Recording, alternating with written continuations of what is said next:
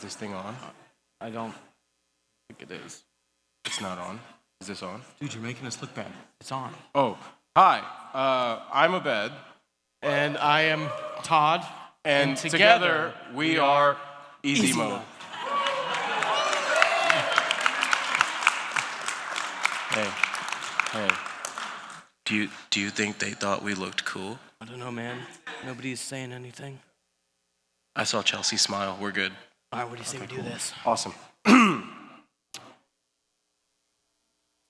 Uh-oh. Before we get started into building a show strategy, there's some preliminary information that we need to talk about. So, here is the agenda for the next 45 minutes. We're going to go over why you should care about this presentation, the universal information or strategy that everybody needs to know. We're going to build you up with some foundational knowledge on how we think about creating shows, and then we're going to give you the step-by-step guide on how to build a show strategy. So we got to a little bit of a late start, so we created a Slido. So on every slide, there's going to be a QR code. If you have questions as we go, just scan it, drop your questions in there. If we don't get to it in time, we'll create a video for you and send it to you after the fact. Yep. Awesome.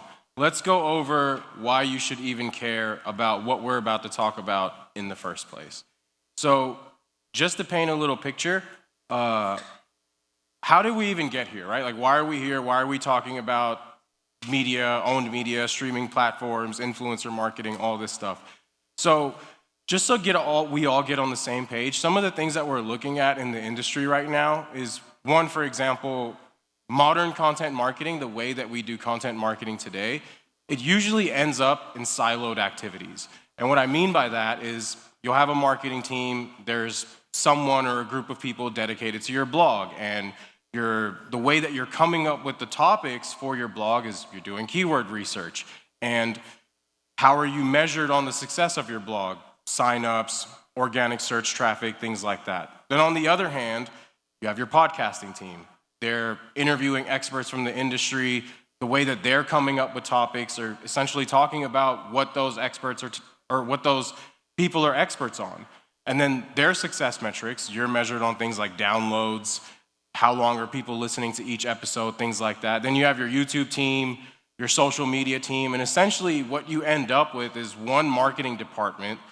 And within it, you have all of these little different groups that are kind of working on these different initiatives. And success for one team may or may not mean success for another team. Just because the blog team is having a lot of success with their blog, search traffic, it may not necessarily translate to success for the podcasting team or the company goals in general. And then on the other hand, you have things like influencer marketing taking off in B2B. There's all these internal creators, external creators. You're seeing lots of companies pop up creating shows and things like that. Through internal creators, the external creators are creating episodic content, going beyond podcast, webinars, things like that. And it's kind of difficult to make sense of all this. It's like, dude, what's happening? Like, on one hand, content marketing as we know it is like falling apart. And then on the other hand, there's like all this cool stuff happening. So how do you make sense of all this? How do you process all this information and turn it into one strategy that you can actually carry out at your company? And these are the things that we're going to go over today. And you guys saw Colin talk earlier. He talked about how they did this at Salesforce with 600 plus marketers and they drove $600 million in pipeline. We don't have all that. We just had me, and Lavender just had him, Chelsea, 2 other people. So you're not going to need a massive team for this. Everything in here is very instructional, and you'll be able to implement all of this as soon as we're done here. So to kick things off, let's talk about a universal strategy. And the reason we want to do that is because we just talked about how everything is so siloed, right? So first, how do we fix this? Because the last thing I want to do is we don't want to come up here and give you a show strategy and you're like, wow, great, another standalone shit, lose my mind, right? So let's tie this all together. So the very first thing that we do is we list out our major company goals, right? major 2 or 3 company goals. It could be an ARR target, retention target, whatever it may be. So you want to start with listing out your major company goals. And then because there's no one thing that you could do to accomplish a whole ass goal, we're going to break those goals down into multiple objectives, as in, hey, these are the things that I need to achieve in order to accomplish this goal. And then we're gonna break all of those objectives down into tactics. And that's where the actual activities, tactics, initiatives, these are the actual things that you're gonna do. So we have our company goals, the major 2 or 3 ones. We break each goal down into multiple objectives, let's say 4 or 5. And then we break each of those objectives down into the actual list of things that you're gonna need to do.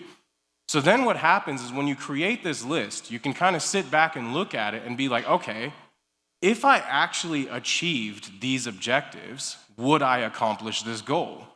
And if the answer is yes, awesome, you can move on, execute your strategy. But if the answer is no, then you'll usually know right away, because essentially you're looking at a list of objectives, goals, and tactics, and you're being like, hey, no, even if I did accomplish all of these individual things, I wouldn't hit this goal because blank would still need to occur. So like you essentially have the missing piece in your mind, and you write that in, and then you can execute this plan. Now, to give you guys an example, because it's probably like what's going on. So we wrote out a simple example. So let's say that your goal is to go from 100K ARR to 2 million ARR in the next 12 months, right? Fairly common goal. Lots of us probably have like revenue targets like that. So as we said before, there's really no one thing that we could do to achieve that ARR goal, that revenue target. So we're gonna break it down into multiple objectives. So I know, okay, in order for me to go from 100K to 2 million ARR in 12 months, I'm gonna need to establish a content engine that spreads our narrative. I'm gonna need to establish our brand as a known name in our space.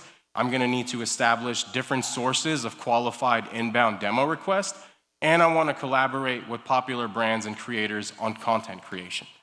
Now, one of our objectives is to establish a content engine that spreads our narrative. So what do we actually need to do in order to achieve that? So we break that down into tasks. As you see, we'll need to build a strategic narrative in the first place, turn it into a list of topics, create different sources of straightforward content to get the message out, and so on and so forth, right? But that's how this works. You have your goals, your major company goals. You break each of those goals down into 4 or 5 objectives, and then break each of those objectives down into your tactics and activities. And your tactics and activities, that's essentially where your creativity is gonna come in. And so this is the first part of your universal strategy. Before you do anything, this is what you wanna do. First, goals, break it down into objectives, and then break that down into tactics. And as I said before, once you do that, you'll be able to see if anything's missing. Like for example, if we look at this, we can see that we have all these tasks listed out about creating content, but there's nothing about distribution. So we know immediately, like, okay, even if I did these things, it wouldn't matter because there's no mention of distribution. So then I'll go and add task 5, task 6, task 7, and then I'll execute my plan. Now, the second part of our universal strategy, Todd is gonna go over, and it's all around audience segmentation. So after you plan out your goals, your objectives, and your tasks, the next segment is we have to segment that audience. The way we kind of think about this is the purpose behind your content. And we break this audience segmentation down into 2 pieces. One is we actually have to think about who is going to be consuming this content. So top-down strategic narrative is the who behind this would be we want to reach the people within our target org that can actually drive strategic change. So, and the what there, in many cases, and this can depend, but in many cases, our goal is to change the way that that person thinks to align with the narrative that Obaid just outlined in his example to be the same as we believe. So we're trying to change their mindset to align with us. But there's a problem with top-down strategic narrative, if that's all we're creating. And the problem is, if I create all this strategic content that is meant for that very upper high level of our target org, if we achieve that goal, and let's say we're reaching out, we're trying to create content for CMOs, if we achieve that goal, and it's like, hey, owned media is the way that we do this, it's the next big thing, they can't share that content with their team one level below and say, all right, I believe in this, go execute on it. So this is where that next piece comes into play. We call it middle out tactical implementation. And the goal of this content is to bridge the gap between that high-level strategic stuff and the how-to, the tactical stuff that the audience that actually needs to implement that is going to do.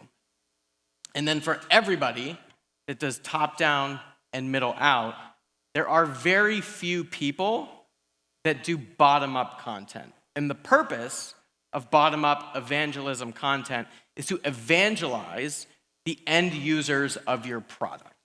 So the way we kind of think about this is for the people that do use your product, this content kind of makes them feel more like on the cool kids side of the table, like the cool kids club. And for those that don't use your product, it makes them want to. So, quick example of bottom-up content. Let's say that we sell to salespeople. Now, imagine if corporate bro, I think everybody here can relate with corporate bro. Imagine if he picked up the phone and called you. That creates a memorable experience where the person on the other side of the line, it creates that evangelism effect because he's created all of this bottom-up style content that everybody can relate to. So that summed up the second part of our universal strategy. The final part of it is narrative building. And if you guys are familiar with Todd and I's easy mode framework, we had something in there called the realm of relevancy. If not, what we've done is really simplified that a bit more and templated it out more, made it a bit more instructional. So what we're gonna do, and the main reason that we wanna do this is because the problem with strategic narratives is you'll get one made, you'll pay someone like $100K to write this amazing strategic narrative, and then it just like lives in a slide deck. Like, it doesn't make its way into your everyday content. You have a narrative there in a slide deck, but like you're still blogging on SEO keywords, you're still interviewing podcasts, like it's just not making its way into the everyday content. So this part of the process is to help you create a strategic narrative and then also help you break that down into tons of subtopics. Because all of the content that you're gonna be creating, you're essentially wanting to communicate this narrative to your target market, to your target audience in a bunch of different ways, which we'll go over. So the way that we build our narrative is your narrative is essentially the story that you're trying to communicate to your market. For example, like the subscription economy with Zora. I think like we're all familiar with that back in the day when the subscription economy took off. So now what we're gonna do is we're gonna break this narrative down into 3 point of views. And what we've done is we've kind of templated these point of views. So the first point of view is gonna be the part of your story that explains why the current way to do something is no longer the best or the most efficient way. That's gonna be the first part of your story, point of view 1. And in that part of the story, you're gonna go over why is it this way? What happened? What occurred in the world to make these changes, to make this transition, to make this shift? And then we're gonna go to our second point of view.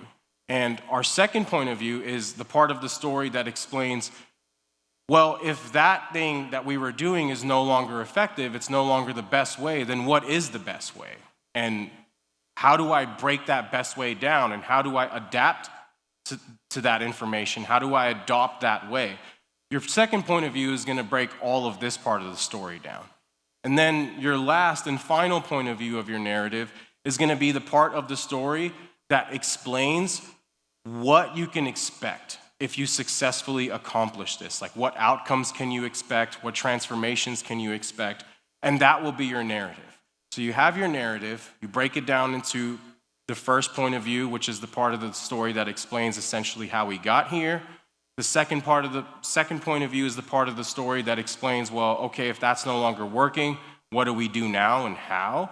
And then the last part of the story is, okay, if I was to actually accomplish this successfully, what changes could I expect internally within my company, things like that. So this is how you're gonna build out a narrative, and Todd and I put together a little example that's not there anymore.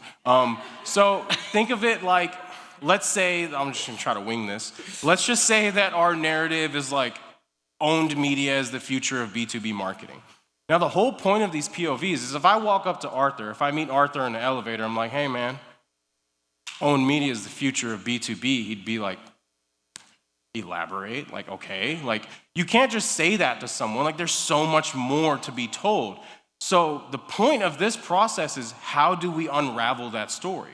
Like, there's just so much for me to talk about. What is the correct order of information for me to lay this all on you in a way that's totally gonna make sense? So that's why we break those point of views down that way. So let's say our narrative is owned media is the future of B2B.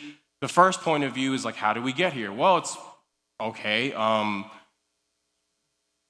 Power no longer resides with the sellers. Back in the day, we didn't have that many software options, so you were only like restricted to one or two different options, and sellers had most of the power then. Then the internet came along, social media came along. Nowadays, you can get canceled and like all types of stuff. So like power, the dynamic has shifted, which has led to things like gated ebooks and this stuff no longer being as effective. So when it comes to the narrative of owned media being the future of B2B marketing, all that stuff about how we even got here, that would all go in my first point of view. The second point of view would be talking about, okay, hey, Arthur's like, all right, I get it, man.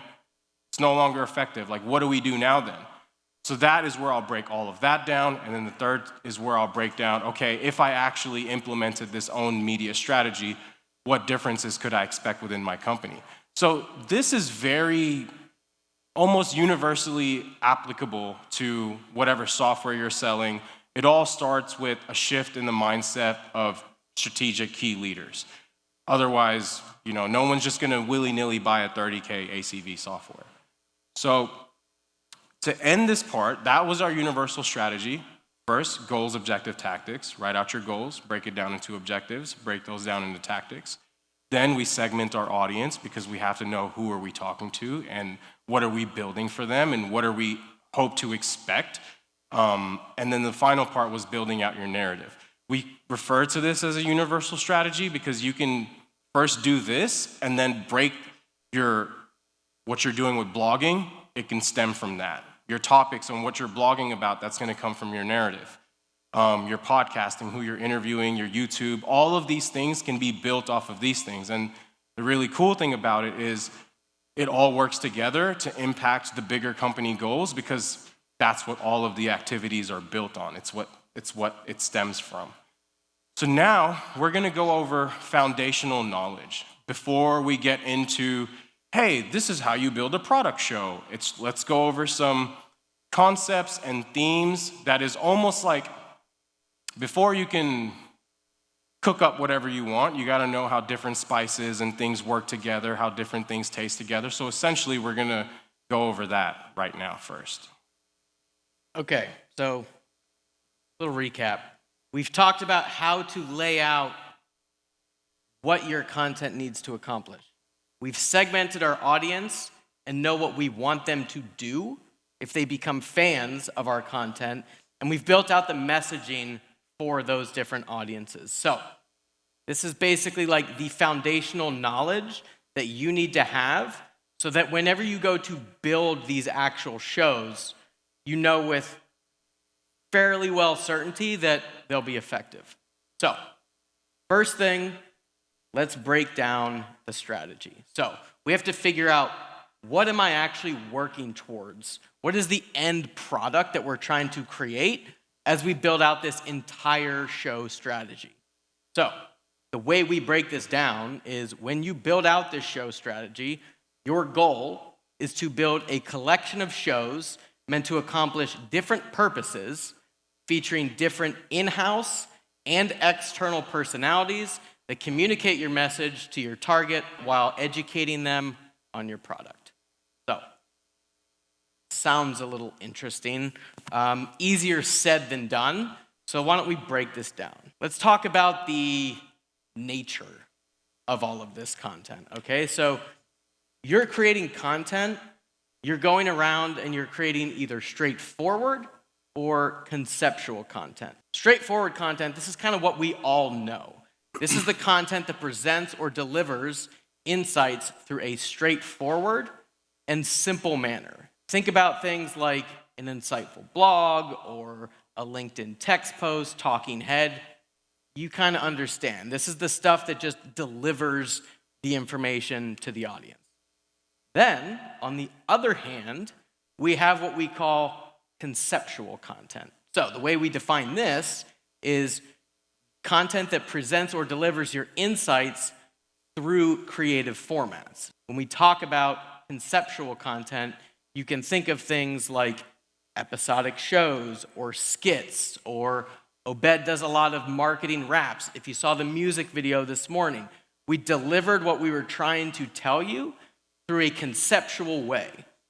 Now, the beauty of conceptual content is typically it's more memorable than straightforward content. So when you pair the two together, straightforward content kind of gives you the information you need, and then you repeat that in the minds of your audience or customers so they remember what you're talking about. Because typically it's stickier than straightforward content. Next, as you're creating all of this content, there's two types that you can create. You want to associate your content with either your narrative. These are the things that Obaid was talking about earlier, where we're building out our POVs, our narrative, the subject matter underneath all of those things. This is the content that educates the audience on those things. And yeah, man, you want to? Thanks, sir. So next, we have product association content. Now, when we're creating content that associates with a product, a lot of people, right off the bat, they think of like product demos and that sort of thing. That's not what we're going for. This type of content is content that subtly associates your product with an outcome. So we define this as the act of associating your product or features with different outcomes, changes, or benefits in the eyes of your prospects, customers, or target market.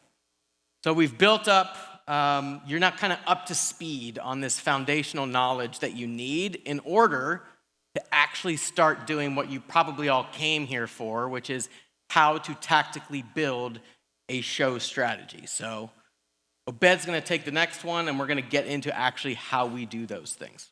am I like out of timeout now? Yeah, you're good. Okay, cool. Okay, so we went over, I don't even know what that was. You just told me to sit. I was like, okay. We have goals, objective, tactics, audience segmentation, then we built out our narrative, right? We got our strategy. Then we learned that, okay, there's different nature of the content that we're gonna create. There's straightforward content, there's conceptual content. We're trying to build a collection of shows. So now we're done with all the preliminary stuff. Now we're gonna jump into the actual stuff, like how do I actually build a can you dashboard it, or a worst marketer in the world, or a 3-minute sales score, or do you even resonate? So the first thing that we're gonna go over is the elements of a show. If you're familiar, he was at Lavender. He built a bunch of shows with Chelsea, Will Aitken, Jen Allen. I was at Hockey Stack. I created a bunch of shows. I didn't have a super team, unfortunately, so I'm better than you. In my mind, everything is almost like formulaic. Like there's variables to everything. Essentially, if you do enough mental gymnastics, you can find the formula behind anything by reverse engineering the success of it. So what are the important parts of a show? Well, there's 9 important things that go into a B2B show that's more than a podcast or a webinar. And we refer to this as the 9 elements of a show. And you can see it here, but it's not in any specific order. When you essentially we talked about before, right? Like, how do things work together in the kitchen? Once you get all this stuff down, it's not like you're gonna go through a mental list of like, oh, what's the objective? What's this? You're essentially just gonna daydream stuff up together once you get this down. So the 9 elements of a show, we have our objective, right? We talked about earlier, goals, objective, tactics. We're gonna consider like, okay, what objective is this show meant to impact? Is this helping us spread our narrative? Is this helping us build a content engine, right? All of our shows, they're meant to impact some objective because then they collectively work together to help us accomplish our goals. So we have objective, then we have the purpose. What's the purpose of our show? Who am I targeting and what do I hope to accomplish? And you can essentially pull this from the audience segmentation that you did. Then it's the premise. What is the premise of your show? As in, what is the major theme of your show? Then you have your concept. How are you actually bringing this theme to life? That's the concept of your show. Then you have sentiment. What do you want people to feel as they're consuming this content? After they're done consuming this content, are they entertained? Are they inspired? Did they have a good time? Are they curious now? They're like, that was wild. Let me consider this. So what's the sentiment of your show? How do you want people to feel? Then you have the format of your show. Is it written? Is it audio content? Is it video content? What's the format of the show? Then you have your structure. That's the structure of each episode. So essentially, what are you seeing on screen? How does all of this play out? What's happening between seconds 1 through 4? What's happening through seconds 5 through 7? What are you actually seeing on screen? What are the different parts of each episode? Then we have your creator, right? Like who's the best person to create this show? Who's gonna be the host of it, or who are gonna be the multiple hosts of it? And then finally, we have branding. And this is essentially the visual identity and the presentation of your show, because all of your shows are gonna have different branding, and they're not gonna be tied to your company branding.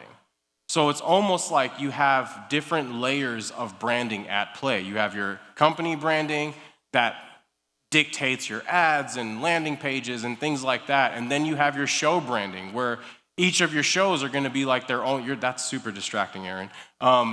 Each of your shows are gonna be like their own little world of branding. Because if you think of like Netflix, think of Netflix. Imagine if like Netflix's red and black brand, you opened up Netflix and everything was like red and black thumbnail. It would just all look the same, but all of them have their own little worlds of branding. So that's what we want to accomplish in the branding section. Now, one thing that we want to go over is the level of effort involved, because a lot of stuff that we hear. Are you recording? Yeah, dude, everything is content, you know? Dude, my God. Okay. What do you say? Yeah, you take this Take one, it. guy. I'm just gonna say the comment about being better. I will just remind everybody that he said he didn't have a super team, but I was his first show with worst marketer in the world. So I'm just throwing that out there. Touche, sir. All right. So as you're creating all of this content, you're going to find something as content marketers trying to pitch this stuff. The biggest objection that you're going to get is it takes too much time, it takes too much budget, it takes too many resources. So, and that's true, like maybe if we get to a certain point and we start high level, high effort, high production, we haven't proved anything yet. So what we basically tell everybody is you have to start this strategy in every single one of these shows in as low effort way as humanly possible. Because when you start these shows, your goal is to prove the concept, to prove that the audience actually resonates with what you're creating. And if you prove that, at that point, now you can say, okay, is this worth investing more resources and taking this to the next level from a production standpoint? Or is what we're doing working just fine and we're just gonna chill here and keep doing this thing because there's no need to increase the production? Me and Obaid are perfect examples of this. If you guys are familiar with Easy Mode, we started Easy Mode 2 years ago as a podcast where we literally just talked through like our thoughts on the framework. Every single episode was 35 to 40, 45 minutes. We just rambled our way through it, kind of figuring it out ourselves. Now, we realized that worked when we started getting a lot of consulting from it and people actually had success with the framework. Obaid did another version when he was at Hockey Stack to kind of distill that information a little more, but still, it was low effort. He filmed a video using a camera on his desk in his house. So again, that was super successful for them. So now we decided, okay, we've proved out the concept. People are not only talking to us about it, but they're actually buying these services that we're providing. Now, let's make that even more concise. Let's invest resources in it. Let's make it look really, really good. And the theory, we just announced this today on Audience Plus, so we don't have the actual data yet, but the theory is by making that super high level, looks really good, and making it as condensed as possible, it's going to be even more effective. So we rented out an arcade. We got the production team that's doing everything here today to film it for us. The editing is insane. And again, the goal for this high-level content is that it's even more effective than just a rambling on podcast. So, level of effort is super important. Start low, and then don't always go high, but determine if it's worth going high. So, we've got 3 types of shows. It's gonna fall into 3 buckets. We've already talked about a product show, a show with the intent to highlight a specific feature, more conceptual, memorable, in creative ways than a demo, right? We've talked about a brand show. This is where you're talking about your strategic narrative, you're associating it back to your brand. But there's one other one that we haven't talked about it yet, and that's an ABM show. And this is a show with the intent to create awareness or deepen a relationship with a very specific group of people, prospects, clients, whatever. Obaid's gonna tell you, as you're working through those different shows, who do you actually go to create them, and why do you choose those people? Yeah, so as we just saw, we have to create brand shows, we have to create product shows, we have to create ABM shows. So now it's like, okay, who are gonna actually make these shows? Where do we get these people? So we have 2 types of creators. We have internal creators, and then we have external creators. Internal creators is the term we use to refer to anyone within your company, whether that's your CEO, your CTO, a marketer from your team, a salesperson from your team. These are all internal people, and all of these people could have their own shows. And then you have external creators, which we refer to as subject matter experts and content creators from outside of your company. And just to clear one thing up, there's really only 2 types of creators. There's either subject matter experts or there's content creators. The whole thought leader influencer thing, like, you either have influence or you don't, or you're working towards it. You're either a thought leader and people, they take your advice, or they don't, or you're working towards it. So essentially, there's really only subject matter experts and there's content creators. We get really confused with, like, should we get a thought leader? Should we get an influencer? And it's like, it could be either. Like, that subject matter expert could be an influencer, they could be a thought leader or not. Or that content creator, I hate to use him as an example, but like, they could be like Todd and have a little bit of influence and be seen as a thought leader or whatever. So essentially, you have internal people and then you have external people, and you want to take, or not take advantage, that sounds mean. He does take advantage. You want to utilize all of these different personalities. The more personalities that you have spreading your message, the better. We'll get into that. I'm getting ahead of myself. So now, this is probably the best part of the whole presentation. We tried to break it down instructional as hell, because we talked about the universal strategy, we talked about building ABM shows, product shows, brand shows. We talked about using internal and external creators to create those shows. Now you're probably thinking like, look, man, I get it. We're following you. We're all the way here. But how do I actually create a product-based show? So what we did is as I mentioned earlier, almost pretty much everything is formulaic. We kind of just reverse engineered the success of the shows that we made. For example, when he was at Lavender is like a cold email grading tool. You copy and paste your email into it and it gives you a score like, hey, this sucks, or hey, this is really good, right? So that's the product. He made a show called 3-Minute Sales School where you had their sales guy write a cold email, and then you had somebody from their audience, essentially one of their fans, one of their followers, that person wrote a cold email. And then they would compete with each other by entering that email into Lavender, and whoever had the best score won. So that was a product show he made at Lavender. It was highly successful, drove a ton of pipeline. I made a product show called Can You Dashboard It? I used to work at a company called Hockey Stack. They have a no-code dashboard builder where essentially, if you can think of something, you can create a report to track that thing. So I created a show called Can You Dashboard It? Where we got suggestions from our audience of marketers on things that they found difficult to track and measure, and then we would create a dashboard using our no-code dashboard builder to create a report to measure that exact thing. And so, how do you do that? How do you actually build a product show? So the first step is to pick a feature, right? It could be your most used feature, it could be a new feature that you're pushing onto the market. So grab a product feature. The second thing that you want to do is you want to understand the problem that feature solves. How does it help the day-to-day, the end user in their day-to-day? What is it actually changing? So pick a feature, then understand the problem that feature solves, and we thought about this so hard, man. But then you want to think of a scenario that allows you to showcase the feature, how it works, and how it helps by involving your audience. Because if you think about those two examples that I gave you, 3-Minute Sales School and Can You Dashboard It, what do they both have in common? They involve the audience. His show, they competed with someone from their audience, and on my show, we got suggestions from our audience.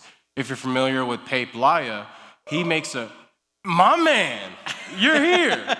What's up? If you're familiar with Pape Laya, the handsome man back there, he has a show called Do You Even Resonate? Where his product, Winter, is a message testing tool. You can upload a homepage, landing page, something like that, and then you get feedback from your actual audience on how that messaging resonates with them. So that's the product. So his show, Do You Even Resonate? He gets, what's the word I'm looking for? Submissions. He gets submissions from his audience. They ask him to grade their web page. He runs that page through his product, gets actual feedback, and in the show, he's giving you that feedback. But with Can You Dashboard It and with 3-Minute Sales School, again, his product-based show also involves the audience. And we did this for like 15 product-based shows, and they all had that audience involvement. So this is probably the biggest part of a good product-based show. And another thing is, you'll notice that all three of these shows are conceptual. It's not just like Pep being like, hey man, this is how my product works. Or me being like, hey man, this is the no-code dashboard builder. Because the issue with that is no one cares about strictly product-based content unless they're actively looking for a thing like that right now. Right? Otherwise, they have zero interest in your straightforward product-based content. That's why good product shows are conceptual. We found that most everyone wants to watch that stuff, whether they're in market for that thing or not. So, small recap, we pick a feature, we understand the problem that it solves, and then we think of a scenario that will allow us to showcase the feature, all that, by involving our audience. Then, we think of the sentiment. What do we want people to feel when they're watching this? Are they informed? Are they inspired? Are they motivated, curious? What's the sentiment? Then it's the format of the show. How are you going to present this show? Then you think of the structure of each episode. If you think of Pape's Do You Even Resonate? It starts with, welcome back to Do You Even Resonate? Like every episode starts with that. He has a specific structure and how that episode plays out. Can You Dashboard It? It started with a fishbowl. Nate reached in, pulled out a suggestion, read it to the camera, and then it switched to a screen share where you saw him build the dashboard. So that's the structure of your episode. And the last thing you want to think of, or the second to last thing you want to think of, is who is the best creator for this show? We started, can you dashboard it, with our customer success person, but then we had this super genius idea, if I might say so myself, to switch the host to our own one and only salesperson. So now our audience of marketers are watching this salesperson show them how to build a dashboard, and then when they come inbound for a demo request, they're talking to that same guy, and it's like, oh snap, I feel like I know you. So that was huge. And then the last thing is your branding. What is the branding of the show? So that is how you build a product-based show. Now, real quickly, we're gonna go over how do you create a brand show? How do you create a worst marketer in the world? How do you create world's first traveling marketer, Aaron Morrissey, right there, that was one of my stars. How do you create these branded shows? So the first thing that you wanna do with a brand show is you wanna start with a creator this time. We're not starting with a feature, we're starting with a creator. Who's gonna create this show? The second thing is, who is the creator speaking to through this content? Essentially, the audience segmentation that you did. Step 3 is, what are you trying to communicate to the market? Are you gonna be communicating subtopics from your narrative? Is this a show strictly built on the things that your audience is interested in? I don't know if Tim Davidson's here, but we built a show called How Times Changed with B2B Ross, where he essentially dressed up as Bob Ross, painted pictures and stuff while talking about marketing. Everyone loved it. So what are you building the show on? Are you communicating your narrative? Is this audience-based? Then 4 is, how do you communicate it? Is this gonna be a conceptual show, or is it gonna be a straightforward show? If it's a straightforward show, then you can skip the next step, move on to the next ones. But if it's a conceptual show, then it's like, okay, what's the premise and concept of this show? Then it's the sentiment, then your format, then your structure, and then your branding. Now, real quick, let's walk through this really quickly. Let's act as if we're building a show right now. Let's give you an example. So, A little speedier. don't speed? No, faster. We got 3 minutes. Oh, damn. Okay, so we're gonna start with a creator, then we're gonna go to, I'm just kidding. So let's say, like, start with a creator, right? Like, pick a creator. Let's say we pick Todd, because whatever. We pick Todd. I'm just kidding. So Todd's the creator. Step 2. Who is this creator speaking to through this content? Let's say that he's speaking to demand gen marketers and senior marketing leadership. Cool. What are you trying to communicate to them? Well, he wants to point out how ridiculous a lot of the mainstream marketing tactics that we still use today are. Okay, cool. How do we communicate this? Is it gonna be conceptual, or is it gonna be straightforward? It's like, we're feeling lucky, let's go conceptual. And it's like, all right, if it's conceptual, then what is the premise and the concept of the show? Well, the premise is it's gonna be a parody. We're gonna parody the most interesting man in the world commercials by Dos Equis from back in the day, and we're gonna create a character called the worst marketer in the world. And this character is gonna be proud of doing the crappy tactics that we think are crappy. And then it's like, okay, what is the sentiment? How do we want them to feel after this? Well, we definitely want them to have fun and laugh and have a good time, but we want them to feel slightly uncomfortable at the potential realization that, hey man, these shitty tactics that this guy's happy about doing, like, my company does that stuff, you know? So it's like, there needs to be like look within, you know? So then it's, okay, what is the format here? And it's like, okay, we're gonna do short form video, landscape, 4K. Then it's like, okay, what's the structure of each episode? Well, if you've seen it, it starts with a voiceover going, he once, bought 10,000 leads and they did nothing. And like, then he looks at the camera and he's always like, I bought those leads for the fun of it, or whatever, right? And then the voiceover goes, he is the worst marketer in the world. And then he looks at the camera and goes, I don't always something, but when I do, I something. And then at the end, he's just like, stay B2B, my friends. We've made like 50 episodes, and they were literally all just that. We just plugged in the dumb tactic, and we're like, boom, new episode, let's go. So that is how we build a brand show. And then the last thing is, how do we build an ABM show? And essentially, it's almost the same, but first we're gonna start with that list of ideal accounts. This could be companies, this could be prospects, this could be partnerships that you're trying to build. Essentially, whatever company, and we're emphasizing this because we don't want you to like just hit up James Carberry from Sweetfish. He does one episode with you, and then the next thing he knows, he has like 60 SDRs reaching out to him. Please don't do that. So you start with that list of people and then determine the most best or efficient way to get their attention. Do you invite them on as guests? Do you have them co-host one of your shows? Do you produce the content for them and then shout them out? Then depending on how you're gonna get their attention, you might wanna conduct outreach. And essentially those first 3 steps are the only thing that's different from a product and brand show. And then from there, you're essentially just gonna consider the 9 elements of a show: the premise, the concept, the sentiment, the format, the structure, and the branding. That's how you build an ABM show. And All right, and real quick, because we're out of time.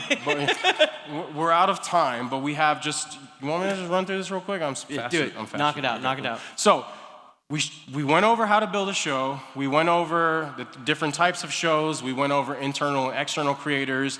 Now you know how to build these shows, like Worst Marketer, like Can You Dashboard, and you might be thinking like, all right, how do I get started? Now, the actual crappy marketing answer is it depends, but like, we don't want to do that. There's really no point in going through all of this stuff and then ending it off with, hey, it depends, peace out, right? So we tried really hard to think of an actual answer, and the best order of shows that you could create is first start with a product show, get that out there. Then you want to create 3 brand shows. Don't ask why, it's just what we did and it worked, and it's best for you to just try to emulate that, I guess, rather than us, again, just telling you, hey, it depends. So create a product show, then create 3 brand shows, and then create an ABM show. Then from there, essentially the way that you want to add to this mix is you want to just make sure that you're balancing out the blend of shows. You don't want anything to be too lopsided. You don't want like 15 product shows and then like 2 brand shows. You want it to be balanced, so start with a product show, then create 3 brand shows, then your ABM show, and then just add to that blend and mix as you see fit from there. Okay, and then lastly, we're gonna go through this quick because we are pretty far over time. We're gonna go real quick into distribution, but we don't wanna talk about the tactical side of distribution. Everyone in here is a marketer. You can figure out what the channels that you need to be on are best suited for you and how often you need to create that content and distribute it. So what we are gonna talk about is the more people that you have internally and externally with a following sharing this content, the more impactful it's going to be. So we need to build these shows for various people inside and outside of the company. Once we do that, we're gonna distribute this like regularly scheduled programs. So like think of old school cable news. Because this type of content is very memorable, you could also like think of a podcast. A lot of people will put out podcasts on a regular cadence every single whatever, once a week, twice a week. But you need to instill in your audience's mind when that's going to come out, which in B2B is a foreign concept. But once you go into YouTube and other channels like that, like it's very common. So we need to do that. And then finally, we need to create different shows and distribute them through different people so you're never reliant on one individual. Another huge objection people are gonna get as they want to like, if you want to build personal brands with people in your company, I've dealt with this, Obaid's dealt with this, I know a lot of you probably have too. It's gonna be like, okay, but what if, we create a show with Joe Schmo, we put all this time and effort into his personal brand, and then he decides to leave. That's why we create multiple shows with multiple creators, so we're never reliant on one individual person. And that's what we got. I know we ran way over time, so if you do have a question, scan the QR code, let me know. We will create a video for you. Thank you, everyone. I'll see you all around.